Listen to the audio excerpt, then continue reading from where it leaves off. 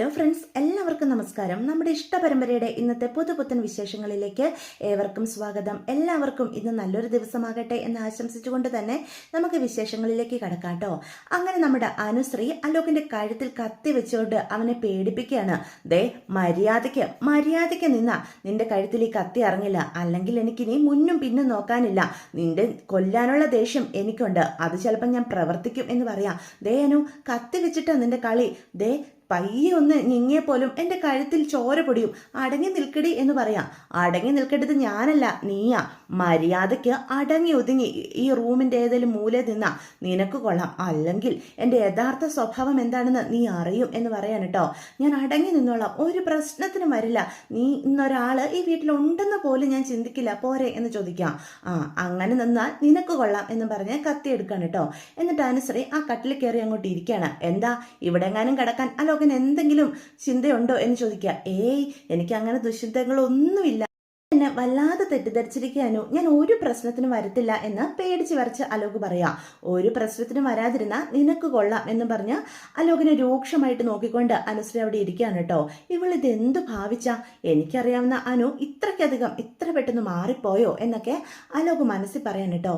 ഇതേ സമയം ദേവമംഗലത്ത് നമ്മുടെ ഗോമതി ആകെ തകർന്ന് അവിടെ ഇരിക്കുകയാണ്. അപ്പം അനു ഇറങ്ങിപ്പോയതിന് ശേഷം അല്പ വെള്ളം പോലും നമ്മുടെ ഗോമതി കുടിച്ചിട്ടില്ല കേട്ടോ. അപ്പം മീനും അടുത്തേക്ക് വരിക. അമ്മ, ഇതെന്തൊരിപ്പാ, അമ്മ ഇങ്ങനെ ആഹാരം പോലും കഴിക്കാതെ ഇരുന്ന് കഴിഞ്ഞാൽ എന്തെങ്കിലും അസുഖം ഉണ്ടാകില്ലേ എന്ന് ചോദിക്കാം. എനിക്ക് വേണ്ട മീനു, എനിക്കൊന്നും എൻ്റെ തൊണ്ടയിൽ നിന്ന് ഇറങ്ങില്ല എന്ന് പറയാം. അങ്ങനെ പറഞ്ഞാൽ പറ്റില്ല എന്നും പറഞ്ഞിട്ട് നമ്മുടെ മീന് തന്നെ ഒരപ്പം ഒരു പ്ലേറ്റിൽ എടുത്തുകൊണ്ട് ഗോമതിയുടെ മുന്നിൽ കൊണ്ട് വെക്കുക. വേണ്ട മീനു, നീ വെറുതെ എടുക്കാനേ ഉള്ളൂ, എനിക്ക് കഴിച്ചാൽ ഇറങ്ങത്തില്ല. അങ്ങനത്തെ അവസ്ഥയിൽ കൂടിയാ ഞാൻ കടന്നു പോകുന്നത് എന്ന് പറയാം. അമ്മ എന്തിനാ ഈ വാശി കാണിക്കുന്നത് എന്ന് ചോദിക്കുക. വാശിയോ? എനിക്കോ? ഞാൻ ആരോട് വാശി കാണിക്കാനാ മീനു? എല്ലാ അർത്ഥത്തിലും തോറ്റുപോയൊരമ്മയാ ഞാൻ എന്ന് പറയാം. അമ്മ എന്തിനാ ഇങ്ങനെ സ്വയം കുറ്റപ്പെടുത്തുന്നത്? അമ്മ ഒരു തെറ്റും ചെയ്തിട്ടില്ലല്ലോ. ശരിക്കും പറഞ്ഞ പെൺമക്കള് വഴിതെറ്റിപ്പോയാൽ അതിന് കാരണക്കാരി അമ്മമാരാണെന്നാ എല്ലാവരും പറയുക. ഞാൻ അവളെ നല്ല രീതിയിൽ വളർത്താത്തത് കൊണ്ടാ എൻ്റെ മോള് ഇങ്ങനൊരു തെറ്റ് ചെയ്തത്. വീട്ടുകാരെയും അച്ഛനമ്മമാരെയും എല്ലാം മറന്ന് അവൾ ഇഷ്ടക്കാരൻ്റെ കൂടെ ഇറങ്ങിപ്പോയത് ഞാൻ ഒറ്റ ഒരുത്തി കാരണമാണ്. അവളെ ഞാൻ നല്ലത് ചൊല്ലി വളർത്തിയില്ല, ഒരുപാട് ലാളിച്ചു, വിശ്വസിച്ചു. അതിൻ്റെ ഫലവാ എനിക്ക് കിട്ടിയത് എന്ന് പറയാണ്. അമ്മ എന്തൊക്കെയായി പറയുന്നേ? അനു അലോകിൻ്റെ കൂടെ ഇറങ്ങിപ്പോയതിന് അമ്മ എങ്ങനെ കുറ്റക്കാരിയാകും എന്ന് വീണ്ടും മീനാക്ഷി ചോദിക്കും. ഞാൻ തന്നെയാ കുറ്റക്കാരി. മക്കളെ നല്ല രീതിയിൽ വളർത്താൻ കഴിയാത്ത ഒരു ഗതികെട്ട അമ്മയായി പോയി ഞാൻ എന്ന് പറഞ്ഞ് ഗോമതി തലയ്ക്ക് കൈയും കൊടുത്തിരിക്കാം. ഇത് എന്തൊക്കെയാ അമ്മയെ പറയുന്നത്? അമ്മ ഒരിക്കലും പരാജയപ്പെട്ട ഒരു അമ്മയൊന്നും അല്ല. അമ്മയുടെ മക്കൾക്ക് അമ്മ നല്ല വിദ്യാഭ്യാസം കൊടുത്തു, സംസ്കാരം കൊടുത്തു, നല്ലത് ചൊല്ലി വളർത്തി. ഏതൊരു അച്ഛനും അമ്മയും ചെയ്യേണ്ട പ്രവൃത്തി അത് തന്നെയാണ് നിങ്ങൾ രണ്ടുപേരും ചെയ്തിട്ടുള്ളതും. അമ്മയുടെ മക്കളെ കൊണ്ട് ആർക്കെങ്കിലും ദ്രോഹമുണ്ടോ? ഇല്ലല്ലോ. അവര് ഈ നാടിന് ഉതകും വിധം നല്ല സംസ്കാരത്തിൽ തന്നെയല്ലേ ജീവിക്കുന്നത്. അത് അമ്മയും അച്ഛനും കൊടുത്ത അവർക്ക് മല്ലപാഠങ്ങളുടെ ഫലവാ എന്ന് ഗോമതിയോട് മീനാക്ഷി പറഞ്ഞ് മനസ്സിലാക്കാൻ ശ്രമിക്കൂ കേട്ടോ. നീ എന്നെ സമാധാനിപ്പിക്കാൻ വേണ്ടി എന്തൊക്കെ പറഞ്ഞാലും അതൊന്നും എൻ്റെ മനസ്സിൽ തീ അണയ്ക്കാൻ കാരണങ്ങളാകുന്നില്ല മീനു. അവള് വഴിതെറ്റിപ്പോകാൻ കാരണം ഞാൻ തന്നെയാ. അവളെ ഞാൻ കണ്ണുമടച്ച് വിശ്വസിക്കാൻ പാടില്ലായിരുന്നു എന്ന് വീണ്ടും വീണ്ടും പറയണേ. മീനു, ഈ കർമ്മ എന്ന് പറയുന്നതേ അതുണ്ട്. നമ്മൾ ചെയ്ത തെറ്റിന്റെ ഫലം എന്നാണെങ്കിലും നമ്മൾ അനുഭവിക്കണം. കർമ്മഫലം എന്ന് നീ കേട്ടിട്ടില്ലേ? ഞാൻ എൻ്റെ ഇഷ്ടപ്രകാരം ബാലേട്ടനെ എൻ്റെ വീട്ടുകാരെ മുഴുവൻ ധിക്കരിച്ചുകൊണ്ട് കല്യാണം കഴിച്ചു. അവർക്ക് അന്നുണ്ടായ അപമാനമോ നാണക്കേടിനെ പറ്റിയോ ഒന്നും ഞാൻ ചിന്തിച്ചിട്ടില്ല. പക്ഷെ ഇന്ന് അതേ വേദന എൻ്റെ മകളായിട്ട് തന്നെ എനിക്ക് തിരിച്ചു തന്നു. ഇന്ന് എനിക്ക് മനസ്സിലാക്കാൻ കഴിയുന്നുണ്ട് എൻ്റെ അച്ഛനും അമ്മയും ഏട്ടന്മാരും ഞാൻ കാരണം എത്രമാത്രം അപമാനിക്കപ്പെട്ടുവെന്ന്. അമ്മ ഇങ്ങനെ പഴയ കാര്യങ്ങളൊക്കെ പറഞ്ഞിരുന്നിട്ട് ഇനി എന്താ കാര്യമുള്ളത്? അമ്മയോട് ഇന്ദിരാമ്മ ക്ഷമിച്ചില്ലേ, അതുപോലെ കാലക്രമേണ അനുവിനോട് അമ്മയ്ക്കും ക്ഷമിക്കാൻ സാധിക്കും എന്ന് പറയാം. ഇല്ല, ഒരിക്കലും ഞാൻ അവളോട് ക്ഷമിക്കില്ല. ഞാൻ മരിച്ച് മണ്ണടിഞ്ഞ് എൻ്റെ ആത്മാവ് പോലും അവളോട് ക്ഷമിക്കത്തില്ല. അത്രയ്ക്ക് വലിയ തെറ്റാ എൻ്റെ ബാലേട്ടനോടും എന്നോടും അവൾ ചെയ്തത്. നീ പറഞ്ഞ പോലെ കാലം മാറുമ്പോൾ അവൾ ചെയ്ത തെറ്റിൻ്റെ കാഠിന്യം എൻ്റെ മനസ്സിൽ കുറയുമായിരിക്കും, പക്ഷെ ക്ഷമിക്കില്ല ഞാൻ അവളോട് എന്ന് വീണ്ടും പറയാം. അമ്മ എന്തിനാ ഇങ്ങനെയൊക്കെ സംസാരിക്കുന്നത്? അമ്മയ്ക്ക് ഉള്ള ന്യായം പോലെ അനുവിനും അവളുടേതായ ന്യായങ്ങൾ കാണും അമ്മേ.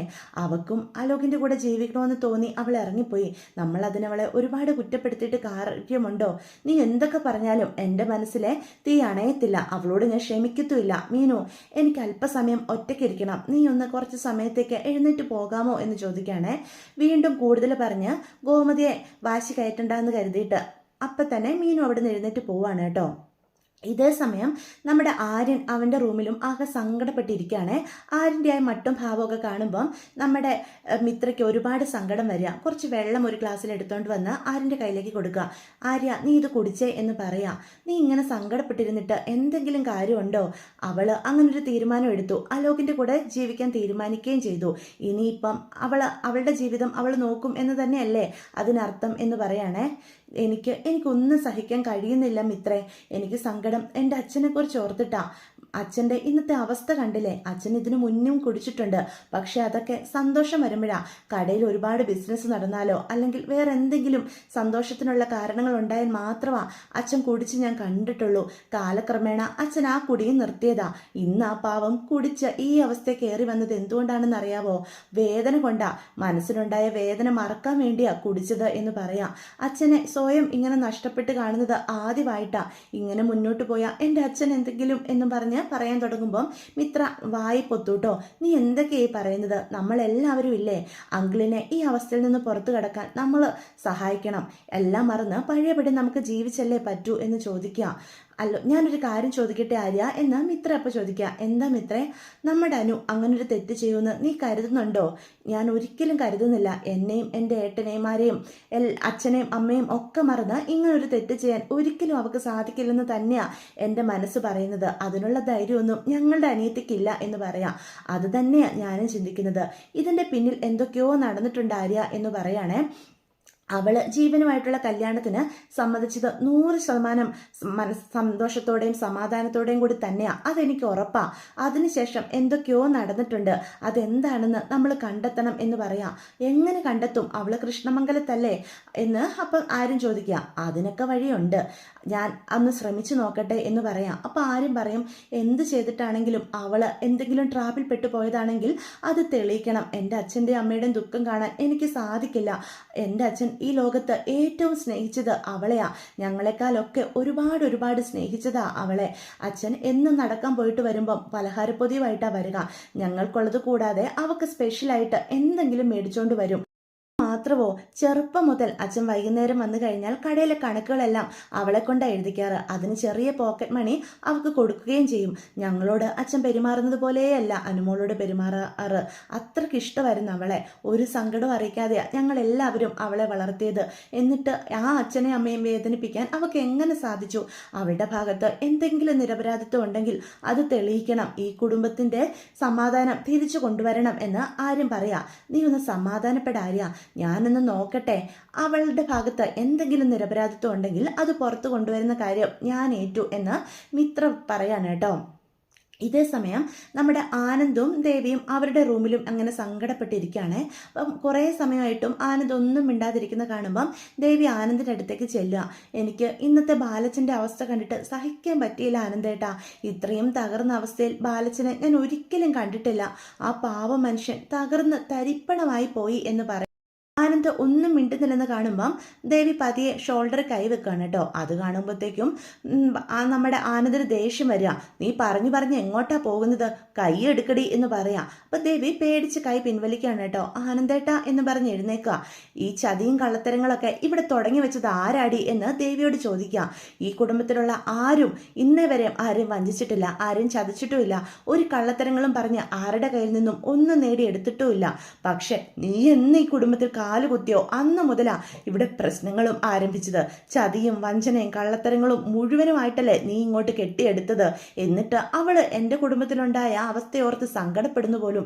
ഇതൊക്കെ നിന്റെ വെറും അഭിനയമാണെന്ന് എനിക്ക് നന്നായിട്ട് അറിയാടി. ഈ വീട്ടിലെ ഈ പ്രശ്നങ്ങൾക്കൊക്കെ കാരണം നീ ഒറ്റ ഒരുത്തിയാ.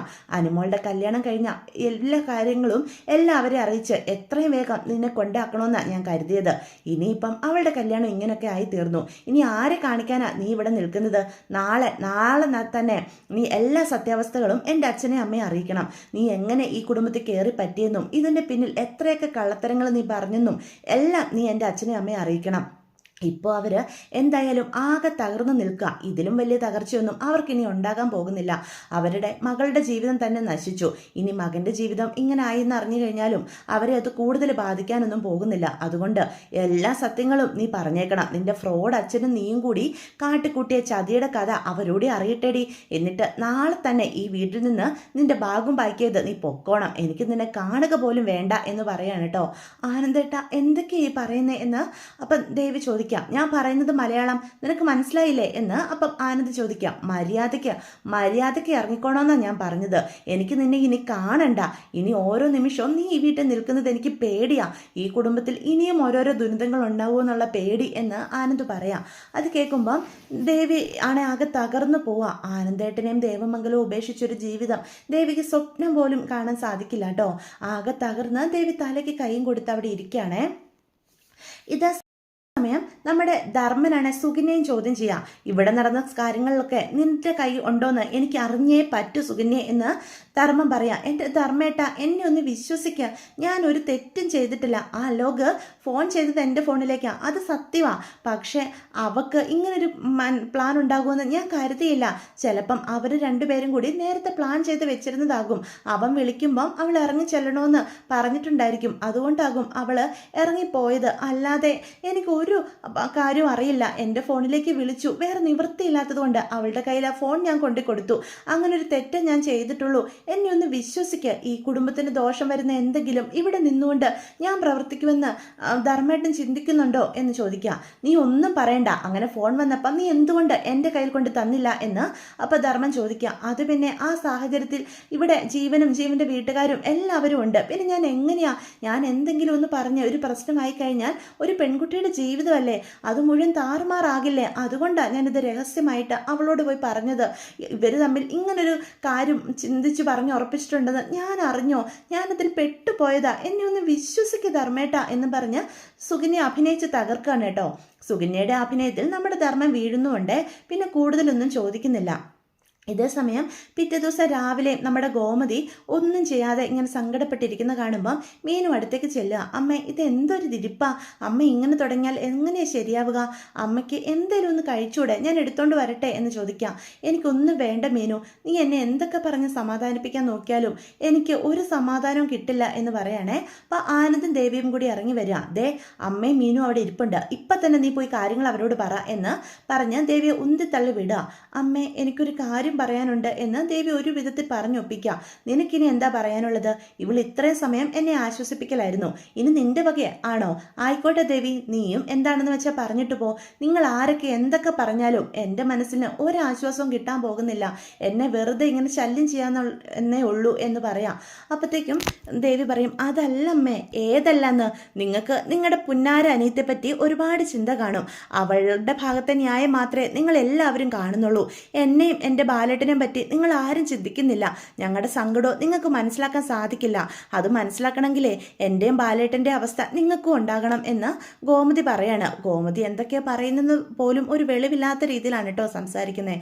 അത് കാണുമ്പം നമ്മുടെ ആനന്ദ് മനസ്സ് ചിന്തിക്കും, ഇപ്പം പോയി ദേവി ഈ കാര്യങ്ങളൊക്കെ അറിയിച്ചാൽ കൂടുതൽ പ്രശ്നമാവുകയുള്ളൂ. അച്ഛനും അമ്മയ്ക്കും ഇതുകൂടി താങ്ങാനായിട്ട് സാധിക്കില്ല എന്ന് പറഞ്ഞ് നമ്മുടെ ആനന്ദ് അവിടെ നിൽക്കുകയാണ്. അതല്ലമ്മ എന്ന് ദേവി വീണ്ടും പറയാം. ദേവി, മീനു, നിങ്ങൾ രണ്ടുപേരോടുമായിട്ട് ഞാൻ പറയാം, നിങ്ങൾക്ക് അവളോട് സ്നേഹമുണ്ടെങ്കിൽ നിങ്ങൾ സ്നേഹിച്ചോ. പക്ഷെ എന്നെ വെറുതെ വിട്. അവളുടെ കാര്യം പറഞ്ഞുകൊണ്ട് എൻ്റെ അടുത്തേക്ക് വരണ്ട. എന്നെ ആശ്വസിപ്പിക്കാൻ നിങ്ങൾ രണ്ടുപേരും നോക്കുകയും വേണ്ട. ഞാൻ എവിടെയെങ്കിലും ഒന്ന് ഒറ്റയ്ക്ക് ഇരുന്നോട്ടെ എന്ന് പറയണേ. പെട്ടെന്ന് ബാലനാണെങ്കിൽ പോകാൻ തയ്യാറായിട്ട് ഇറങ്ങി വരിക. ബാലേട്ടന് ഇത് എങ്ങോട്ടാ എന്ന് പറഞ്ഞാൽ ഗോമതി എഴുന്നേൽക്കേ. അതെന്ത് ചോദ്യം ഗോമതി? ഞാൻ കടയിലേക്ക് പോവാം. കടയിലേക്കോ? ബാലേട്ട 1-2 ദിവസം ഇവിടെ സമാധാനത്തോടെ ഇരിക്കുക. കട നോക്കാൻ അവിടെ ആകാശം ധർമ്മനും ഒക്കെ ഇല്ലേ. പോരാത്തതിന് രാമേട്ടനും ഉണ്ട്. ബാലേട്ടനൊന്ന് വീട്ടിലിരിക്കുക. മനസ്സൊന്ന് ശാന്തമായതിനു ശേഷം കടയിലേക്കൊക്കെ ഇറങ്ങാം. മനസ്സെങ്ങനെ ശാന്തമാകും? നമ്മളെ ധിക്കരിച്ച് നമ്മുടെ വേദനിപ്പിച്ചുകൊണ്ട് ഇറങ്ങിപ്പോയ നമ്മുടെ മകൾ ജീവിക്കുന്നത് നമ്മുടെ കൺമുന്നിലാണ്. അവളെ കാണുന്ന ഓരോ നിമിഷവും എനിക്ക് കൂടുതൽ വേദനിക്കുകയുള്ളൂ. അതിലും ഭേദം എനിക്ക് എൻ്റെ കടയിൽ പോയിരിക്കുന്നതാ. ഞാൻ എവിടെയെങ്കിലും ഒന്ന് സമാധാനത്തോടെ ഇരുന്നോട്ടെ എന്നും പറഞ്ഞ് ബാലൻ അവിടെ നിന്ന് അങ്ങോട്ട് പോവാണ് കേട്ടോ. അപ്പം കൂടുതലൊന്നും പറയാതെ ബാലനെ വീണ്ടും നിർബന്ധിക്കാനൊന്നും ഗോമതി നിൽക്കുന്നില്ല. ഇതേ സമയം നമ്മുടെ മീനു ധർമ്മൻ്റെ അടുത്തേക്ക് വരിക. മാമ ഇങ്ങ് വന്നേ എന്ന് പറയാം. എന്താ മീനു? ഇങ്ങ് വാ മാമ എന്ന് പറഞ്ഞ് ധർമ്മനെ വിളിച്ചോണ്ട് പുറത്തേക്ക് പോവാ. നീ എന്താ എന്നെ വിളിച്ചോണ്ട് വന്നത്, എന്താ കാര്യം എന്ന് ചോദിക്കാം. അത് ഒരു കാര്യമുണ്ട്, മാമന് മാത്രം ചെയ്യാൻ പറ്റുന്ന കാര്യമാണ്, നീ കാര്യം പറ. മാമൻ ഒന്ന് കൃഷ്ണമംഗലം വരെ പോകണം. ദേ മീനു, ഇത് മാത്രം നീ എന്നോട് പറയരുത്, ഇനി ആ വീടിൻ്റെ പടി കയറില്ല ഞാൻ. മാമ തൽക്കാലം മാമൻ അവിടെ പോയേ പറ്റൂ, എന്നിട്ട് അനുശ്രീയായിട്ട് സംസാരിക്കണം. എനിക്ക് അവളോട് ഒന്നും സംസാരിക്കാനില്ല, അവൾക്ക് ഇഷ്ടം പോലെ ജീവിച്ചോട്ടെ, ഞാൻ അങ്ങോട്ട് പോകത്തുമില്ല. നീ എന്തൊക്കെ പറഞ്ഞാലും ഞാനത് ചെയ്യില്ല മീനു എന്ന് ധർമ്മം പറയാം. മാമ കാര്യം ഉണ്ടതുകൊണ്ടല്ലേ ഞാൻ ഈ പറയുന്നത്. മാമൻ കൃഷ്ണമംഗലത്ത് ചെല്ലണം, മാമൻ ചെന്നാലും ആരും സംശയിക്കത്തില്ല. എന്നിട്ട് അനുവിനെ തഞ്ചത്തിൽ ആ കൃഷ്ണൻ്റെ അമ്പലമില്ലേ അവിടേക്ക് കൂട്ടിക്കൊണ്ട് വരണം എന്ന് പറയാൻ കേട്ടോ. അതെന്തിനാ, കാര്യം ഉള്ളതുകൊണ്ടല്ലേ പറയുന്നത്, എനിക്ക് അവളോടൊന്ന് സംസാരിക്കണം എന്ന് മീനു പറയാൻ കേട്ടോ. അതോടുകൂടി ഇന്നത്തെ എപ്പിസോഡും അവസാനിക്കുകയാണ്. അപ്പോൾ ഇതൊക്കെയാണ് വിശേഷങ്ങൾ. വീഡിയോ ഇഷ്ടപ്പെട്ടുവെങ്കിൽ ചാനൽ സബ്സ്ക്രൈബ് ചെയ്യാൻ മറക്കരുത്, ലൈക്ക് ചെയ്യാനും മറക്കരുത്, നിങ്ങളുടെ അഭിപ്രായങ്ങൾ കമൻസ് വഴി എന്നെ അറിയിക്കാനും മറക്കരുത്. അപ്പോൾ എല്ലാവർക്കും ഗുഡ് ബൈ.